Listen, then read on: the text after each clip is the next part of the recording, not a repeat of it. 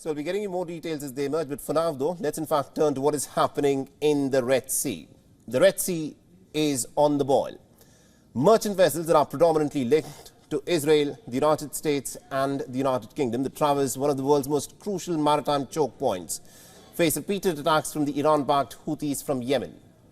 Now, despite the American-led campaign, the Houthis remain committed, they say, in defending the cause of the Palestinians, in solidarity with the Palestinians, where they've been firing missiles and drones at American warships.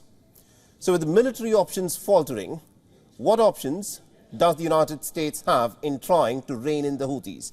Our next report gets you details on what the Biden administration is now doing in terms of back-channel diplomacy, where it appears to be seeking Iran's help in trying to rein in the Houthis to make the Red Sea corridor safe for commercial shipping gain. Take a look.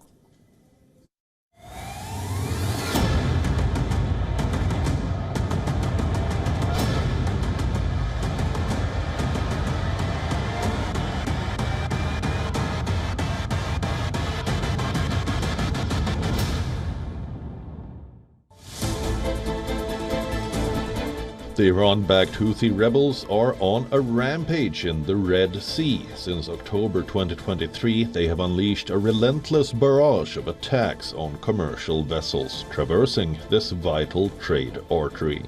Over 57 strikes have targeted ships, disrupting global supply chains. This aggressive campaign has raised fears of further escalation. The US-led military response, joined by the UK with airstrikes, has seemingly failed to rein in the Houthis. But the rebel group seems to be emboldened, not deterred. The attacks on commercial vessels continue unabated. In recent days, the Iran-backed rebels have even grown more brazen, firing missiles at a US Navy destroyer on patrol.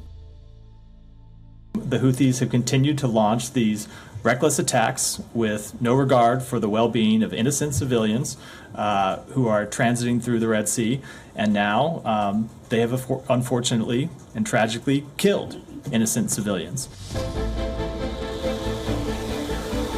Now, the White House has opened back-channel talks with Iran. According to the Financial Times, indirect negotiations took place in Oman, marking a strategic shift by Washington. It is reported that in January, the U.S. delegation held talks with Iran, which were mediated by Oman. Tehran claims limited influence over the rebels, a stance the West strongly rejects. The Houthis say that the attacks will go on till Israel continues its assault on Gaza. The rebels blame the U.S. of backing Israel and fanning the conflict.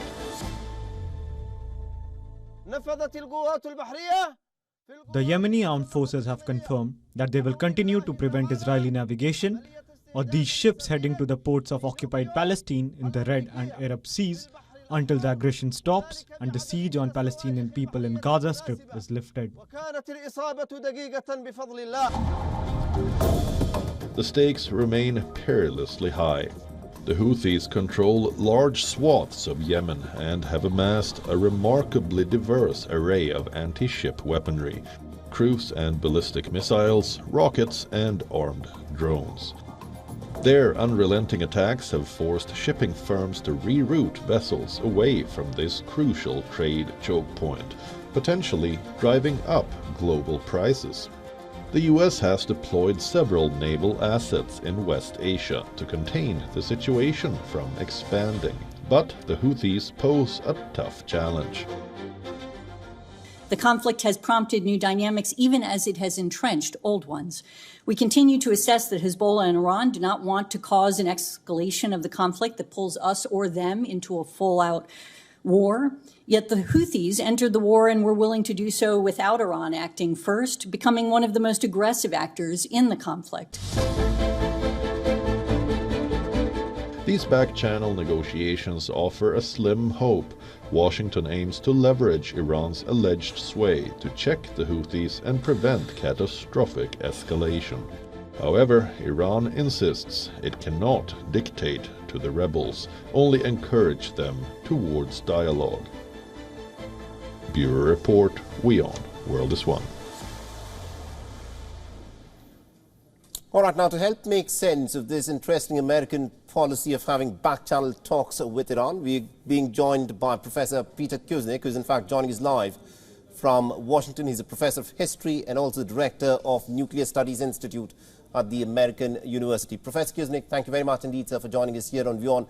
And let me in fact start out by asking you, what do you make of these reports which state that the United States in fact held back-channel talks with Iran in the month of January? And a lot of people say this is, of course, to try and rein in the Houthis, who've been attacking commercial shipping, predominantly linked to Israel, the United States and the United Kingdom, in the context of the Gaza war that is presently underway. January was an important month. It was also in January, on January 11th, that the United States and Britain began launching missile attacks against the Houthis in Yemen. So there were back-channel negotiations. The Americans and the Iranians did not speak directly to each other. The officials from Oman conducted shuttle diplomacy between the two sides. The U.S. top Middle East negotiator, Brett McGurk, was involved in these talks, and they were going to resume in February, but they never did because they had other priorities. So I think the significance is that the United States and Iran are communicating with each other, not only about what's going on in the Red Sea, but to some degree about nuclear issues and regional issues more broadly. But this is not an urgent kind of direct negotiation, and it seems to have had little impact on what the Houthis themselves have been doing. There is a large degree of independence from Iran on the part of the Houthis. They are not being dictated to by Iran. We don't know what kind of pressure Iran is putting on them. We do know that at least some of the weapons that the Houthis have been using come from Iran, and that at certain times Iran has provided some intelligence. But Iran seems to be trying to tamp down some of the tensions and has not been willing to see this escalate. And also, why do you think the Americans would be, engaging in back-channel talks with Iran at this moment? What do you think is actually the American strategy here? Well, unfortunately, it doesn't seem that they are engaging at this moment. We're talking about talks that went on between 6 weeks and 2 months ago. So the United States is trying to limit the expansion of this conflict. But the Israelis are listening to the Americans no more than the Houthis seem to be listening to the Iranians. So the potential for escalation is still quite real and quite alarming, because the allies of Iran and the United States don't seem to be listening or abiding by what those countries want at this point. The Houthis have been the most aggressive Iranian ally. We see the militias in Iraq and Syria tamping down some of their activities. Hezbollah has been hesitant to escalate this, but the Houthis seem to be the most aggressive force tied to Iran in the region in terms of going to this shipping, and that does not seem to be slowing down. Now, my quick final question to you on this is, the fact that the United States seems to be indicating the reason why these back-channel talks have taken place is because the United States does not want this conflict to widen up. But the fact that it continues to back Israel, do you think that what the Americans are saying in terms of that they do not want this conflict to widen up, but the fact that Israel has continued with its war and is now threatened to, in fact, invade, carry out a ground incursion into Rafah, points to the fact that this conflict is not going to end anytime soon? That's tragic. We know what's happening there in terms of the famine, the starvation, the desperation of the Gazan people. We know that the numbers of actual dead, the experts all estimate, is much higher than the official total, in the low 30,000. And so the international pressure to end this, to get a ceasefire and get that humanitarian aid in there is enormous right now.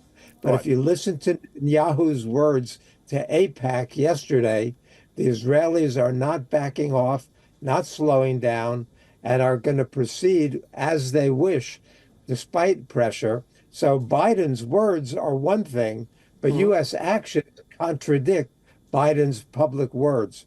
As the U.S. continues to provide aid and the U.S. continues to provide weapons to Israel. So Absolutely. The words are nice, but their actions are not. Absolutely, indeed. That I think is the contrast that a lot of people are witnessing. Biden is saying one thing, but the actions of the American government seem to be contradictory to that. Thank you very much indeed, Professor Kuzniak, for joining us and getting us those insights there. Thank you. WION is now available in your country. Download the app now and get all the news on the move.